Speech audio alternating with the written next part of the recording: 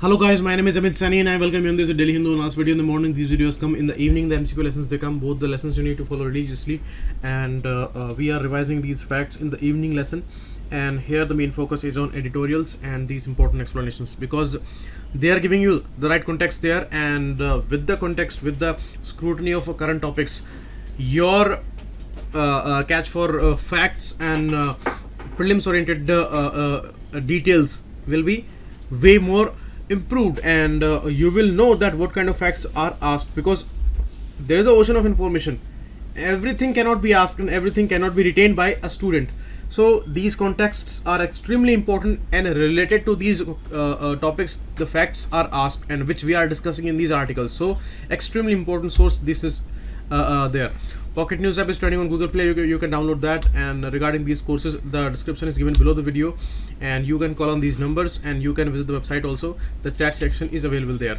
PDF you will get here, and the Telegram channel's link you will also find there. So you can follow me on Instagram too, and this is the vocabulary that I found today, and use these words into sentences. Now, first article by Arun Kumar, important for GS paper 2 and 3 both, related to government and the economy. In economy, where there is any decision making, it has its own consequences and things are totally connected. Economy is not a mess. Everything is connected to some other things, and any wrong decision making can lead to a devastating impact. And you see, it runs like a cycle, and that's why we call it a business cycle. And there are contractory phases and there are expansionary phases. But as the time would demand, we would need to take those decisions there. If the decision is not appropriate, it is not professional, it is not based on some facts, and it is erratic, then devastating consequences can be there in the business cycle, and this cycle can go into a kind of a stagnant phase where the cycle is not moving, and a depressive state we may observe. Today in India, this kind of situation is observable. Many experts, they raised many concerns in the last 2-3 years. Now when these things are unfolding in the similar manner, then there are many problems. Arun Kumar said that we are projecting 5% growth, but still, if there is 5 to 6% growth in the economy today, then the problems would not be that much, and the kind of state that we are observing, that would not have been there, because the problem is deeper, and it is also a huge suspicion that it is not even 5%. That's the issue. And the announcements, the expectations and all these things during elections and before that, those were too high, and a lot of programs were launched, and a lot of things were said, but things are not unfolding according to those expectations. Here he is talking about the global recession of 2008, where even IMF and other financial sector experts, they continued to predict that global economy would grow rather than shrink, and they said this thing till October 2008, and after that it all collapsed, and the world saw a different kind of a world, and still they are trying to recuperate from that situation. Now here similar kind of conditions is there with the Indian economy, and here the things are really vicious. You see, situations are telling something else, and the government's mode is different. Media is projecting a different picture. As these things are said, according to the ongoing issues of Jammu and Kashmir and some other bigger issues, the kind of image that they want to portray, the same thing they are doing with the economy, according to some experts. You see, there are estimates, quarterly estimates and annual estimates, and these are based on the organized sectors data mainly. Okay, because railways, banking, insurance, all these sectors, PSUs, MNCs, their numbers are taken into picture, and they project these estimates. And remember, these are estimates, these are not real numbers. In budget there are estimates, and after that, after some time, the revised estimates are there. Means they do this speculation that this much amount of expenditure would be there, so estimates and revised estimates, and then the real number comes after 2 years. So here the quarterly growth has been sliding for last 5 quarters from 8% to now 5%. It went to 7%, 6.6% to 5.8%, then 5%. So it is now 5%, and they were projecting more than 10% growth when elections happened. So they settled around 7%. Means the bodies like IMF, RBI, Asian Development Bank, they all were projecting more than 7%, but they had to adjust their predictions, and those all are coming below 7%. So still we are growing at 5%. Why they were telling us around 7%? There is a huge reason for that, because they are not independent data gathering agencies. They are dependent on the official data which is made available by the government of India, and they do not want to spoil their image. Already things are going on in a very bad way, and we are expecting FDI, we are expecting a lot of things. So there are multiple reasons that the data that they are giving them, those are adjusted. It is the fair, and if the official data is erroneous, their projections would also turn out to be incorrect, and that is the reality, that these are looking like totally incorrect, because it is not 7%, it is officially 5%, the quarterly growth numbers for India. Even the economic survey said in July that we will grow for 7% in this current year, but for the last 2 quarters we are close to 5%. That's the issue. Now, investment rate,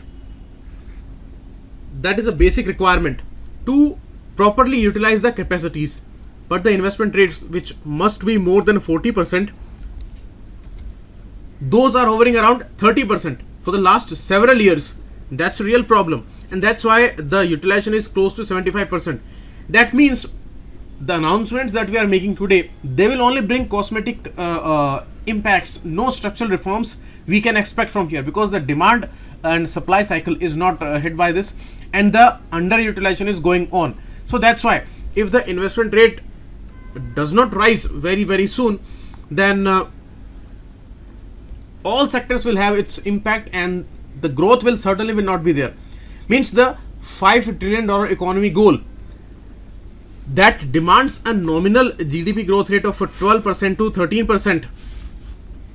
If we really want to achieve this goal within 5 years, and if we adjust these numbers to inflation and all these conditions, then practically we need to grow by 8 to 9%.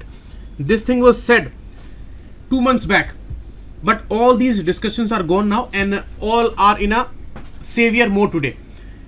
We are at 5%, the need is around 8 to 9%, and the data from the Monitoring Indian Economy Private Limited shows that investment proposals are at 14-year lowest. So what we can expect from here? The numbers are telling a different story, and the announcements are talking about something else, and the media is in a celebratory mode, and they do not want to tell the reality to the people. So that's a different situation. Here, when government was in a denial mode, but now experts, even in the government, the Economic Advisory Council, they have accepted this thing very well, and they say that there is a slowdown. And when this is announced, when this is a condition of economy, that they are bound to accept this thing, because in economy you cannot hide these things. This is not any election that can be managed. This is economy. Everything has a clear picture, and numbers are there. They tell the story. So when this is accepted, then the announcements are made hurriedly. Unfortunately, none of these announcements will lead to a recovery, since they do not address the source of the problem. This is something the writer is saying. Here, one more problem. Again, the issue of the media management and the information hiding here. What is the evidence here? An hour before, the latest data on economy showing slowdown was to be announced. 1 hour before that, they announced the big bank merger. Now these things were great announcements. Everything was to be covered by media, but you see, there is a issue. bank mergers, it's a huge decision, and it will have its own impacts. So these are two big decisions. But regarding the bank merger, you cannot say anything clearly today, because the consequences we will have in the future. Today you cannot say that it is the best decision or it is something really disturbing. Mixed opinions will come, scrutinies will come, articles will come, and they will decide about the situation. But this thing was covered heavily on the media, and regarding these latest data, which are actual numbers, means numbers tell you what's going on really, and decisions tell you that what may be there in the future.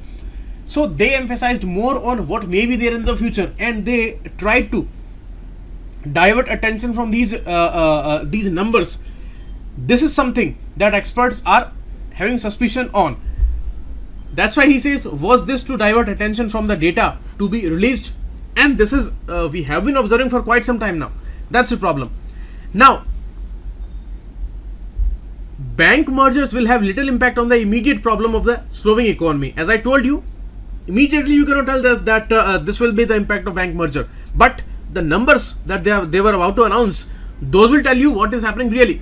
So that's why in coming year we may face very different situations in the banking sector, because you see, as I tell you a different data, 2.5 lakh crore rupees were given to banks as recapitalization, and as a result of it they must have the capital of double to triple amount of it. But today, according to some data, they have 2.4 lakh crore rupees capital. That means they are not even able to retain the given amount.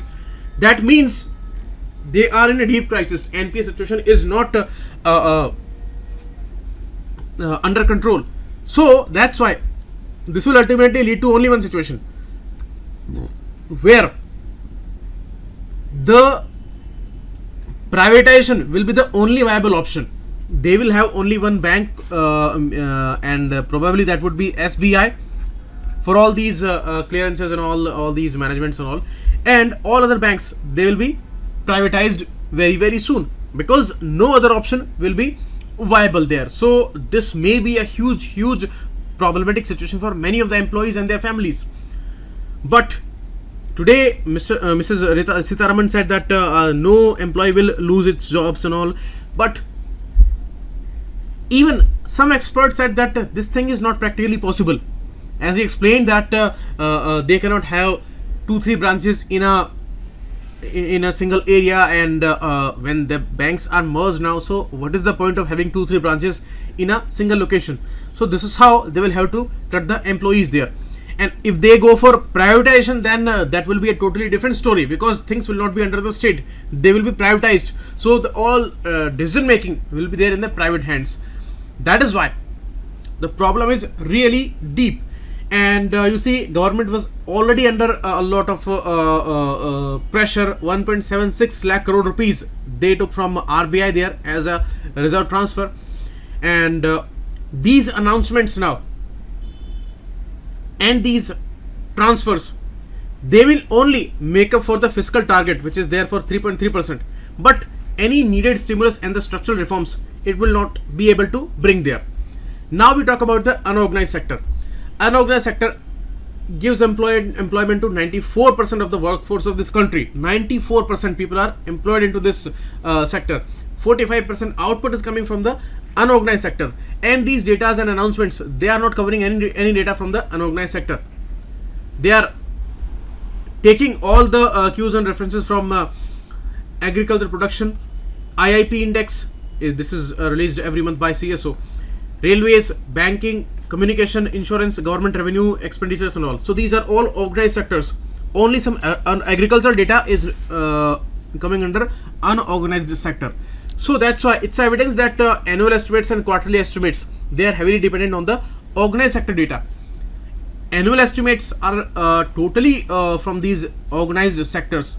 You can see hotels, mining, banking, restaurants, transport, and for that construction, steel, glass, all these things are derived from the organized sector production.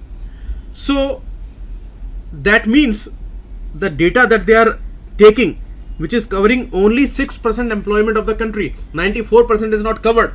That is under unorganized sector, and that's why it was a parallel economy, and it was a huge economy. Maybe these were the reports that parallel economy of this country that is bigger than the mainstream organized sector based economy, and that was hit totally by the demonetization process, and that is not able to recover till now. And this problem is going on for the last 3 years now, because it was November 16 and it is September 19 now.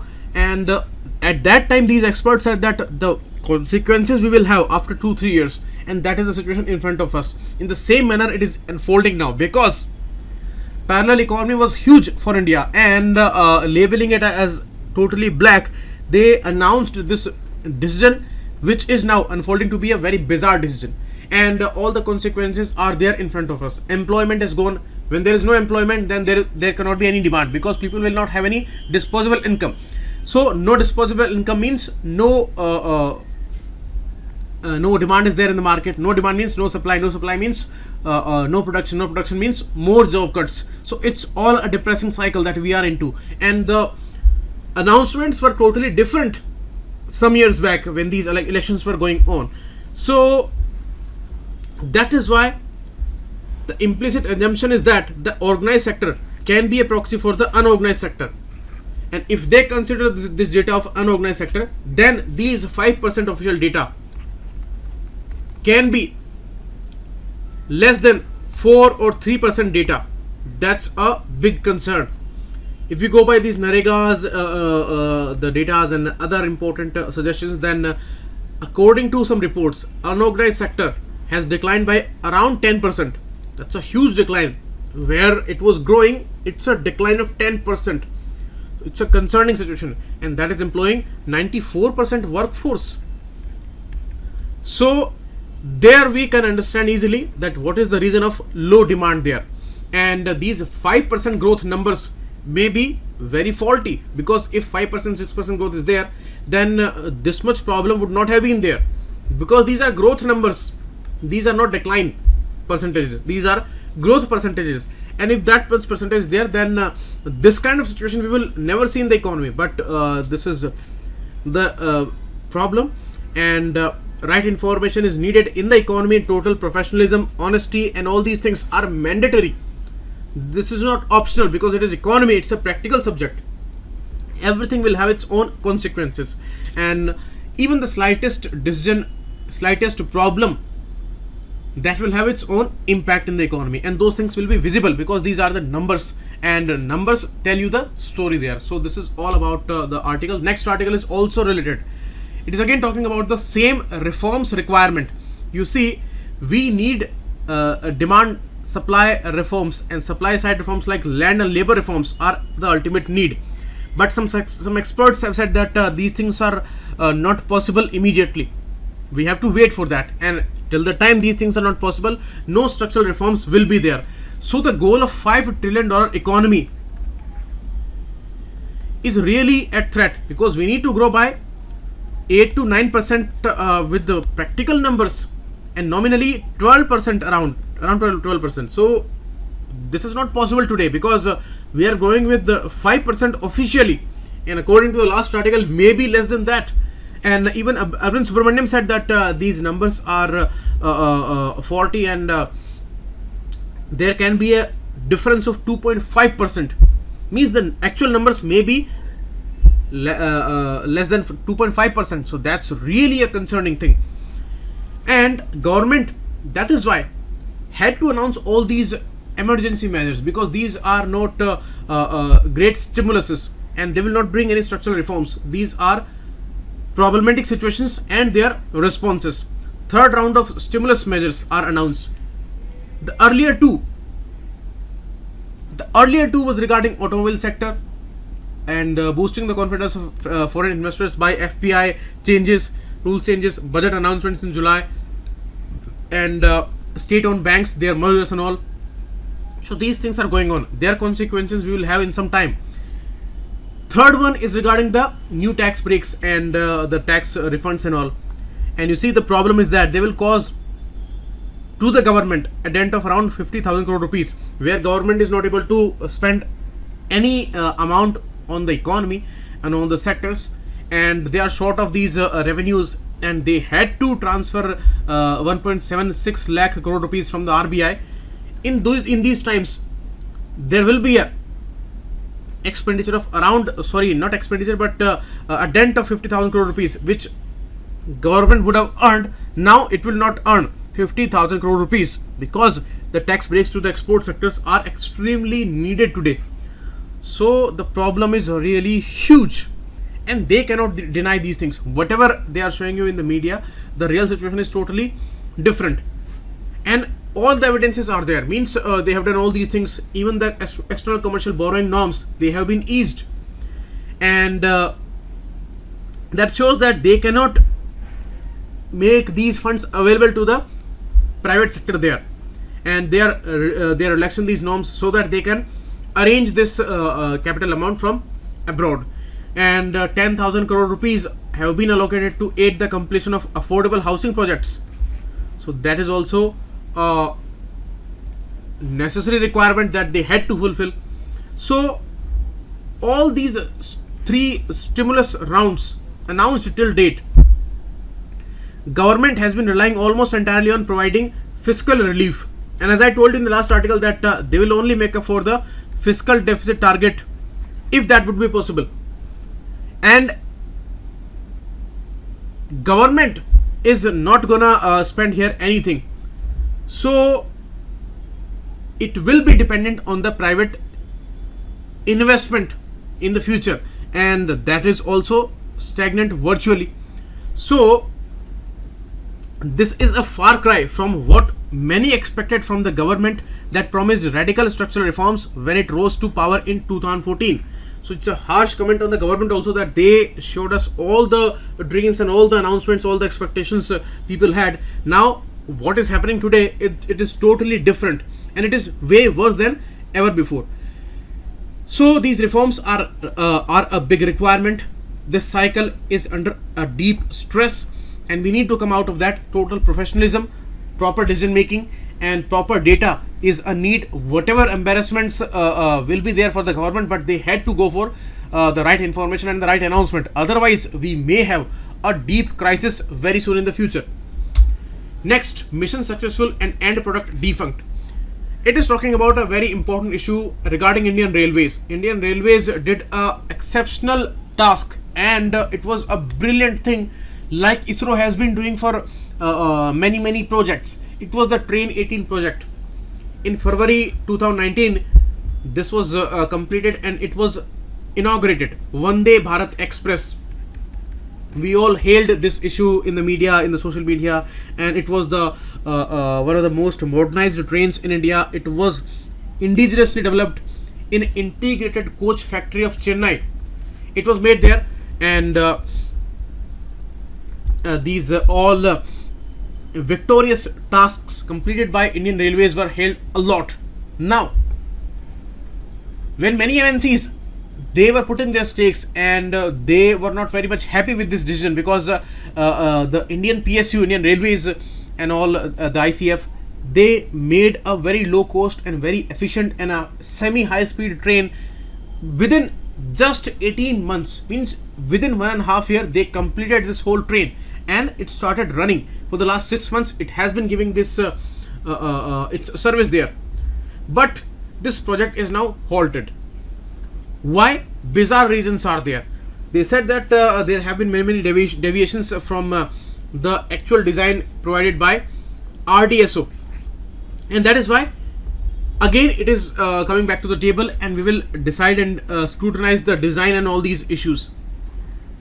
And this Vande Bharat Express, which was flagged, and the inaugural run was there between Delhi and Varanasi, and it has been giving the trouble-free performance. It is all coming to a dead end now. Now, writer is very much miffed with that. He is comparing the situation with the ISRO's achievements. He said that ISRO got all the appreciation even after a failure, all the hugs from Prime Minister and all these announcements, the country's support, hugs, everything was there. But Indian Railways did not get any. Now see, we have to compare the situation with the government's announcements and whatever they claimed. They claimed that although the fares and all, they are going very high, and all these problems are there for the common man, but we are giving services. We have changed whole system. There are no previous maladies present in the present system, and no red tapeism, and all these interdepartmental rivalries are not there, and railways is fully developed now, and they even mix the railway budget in the main budget there, and fare rises, everything was there, and the expectations were very, very high, because they claimed about a very better futuristic situation and a modernized railway. But instead of that, it's an iconic example that things are as it is, and the interdepartmental rivalries, the techno-bureaucratic problems and all, these all things are here, and a brilliant train, a great, excellent achievement was blocked by the government, and due to some bizarre reasons. And even some experts said in July that they wanted to give these contracts and give these advantages to some MNCs which could not win this project, and this prime example was set by ICF, Integrated Coach Factory of Chennai, and because this was made possible within 18 months, and this success became its problem, and they halted this whole issue, and that's why nobody is listening to that. Nobody is pointing to this important success. ISRO got all the important support there, but we did not get any, and even in a shameless manner actually, that director who spearheaded the Train 18 project as a general manager of Integrated Coach Factory, who retired at the end of the last year, was not even extended an invitation for the train's ceremonial inaugural run in February 2019. Means after 2 months, he was not invited. The main person who spearheaded the project there, he was not invited in this inaugural run. And now after 6 months, after this successful run of 6 months, they have blocked this project there. So some things are apparently clear, that intentions are really not for Make in India, because ISRO and Indian Railways both are achieving here, and both are PSUs here, and they were achieving something. But you see, as it's a trend that is going on, PSUs are under deep trouble. The PSUs who are successfully going on, and although rail is a very different one, and it's a specific one if you talk about a PSU category, and it is the most important one, it's a different area, you may say. When it is achieving, then intentional blockades are there for them. You see, they block this project. That's not a huge problem. Problems are further. Means whatever announcements were made subsequently, those were a kind of a big slap to Indian Railways. What the government announced just after the elections, they said that highest policy making level of the Indian Railways, the railways would be willing to start import of complete train sets from foreign suppliers. Means their claim about the Make in India project, and the train is running. You see, this is happening after the elections. The train started running in February. This is happening after elections in the month of June. They announced that the railways would be willing to start import of complete train sets from foreign suppliers if they agree to establish the coach manufacturing facility in India. Means there is a facility going on in India. Many facilities are going on in India. They are producing, and they are giving marvelous achievements. Within 18 months, they gave you a very modernized train. You are ignoring that. You are halting those projects, and you are announcing about taking these complete train sets from foreign manufacturers if they are going to establish these facilities in India. And subsequently, they will announce some changes there, and these conditions will also be compromised of establishing these facilities in India. Means it is all against the Make in India issue. And in many instances, we have seen these kind of things. Means they talk about these Make in India claims, but practically they do not support these things. And here they have made this thing possible within 18 months. They have showed this example. Instead of that, you block that move, and it just like if ISRO would say today that PSLV, GSLV, we are going to buy that from Russia or America if they are going to establish their manufacturing units in India. This is something like that. Means today ISRO is becoming so successful, and it is getting all accolades from the best of the institutions of this world, like NASA and all, and they are producing their own and cryogenic engine they made of their own, and these flights are successful. And today if ISRO say that we will buy these things from Russia or US, then how much bizarre and funny this thing will be.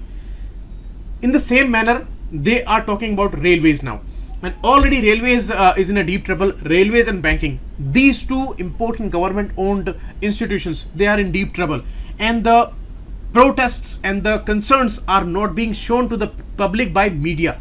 Total blockage is there, but the problems are really huge. Nobody discussed the issue of Vande Bharat, how it was halted, why this was halted, what were the main reasons that you stopped this working train there, and that was a marvelous example.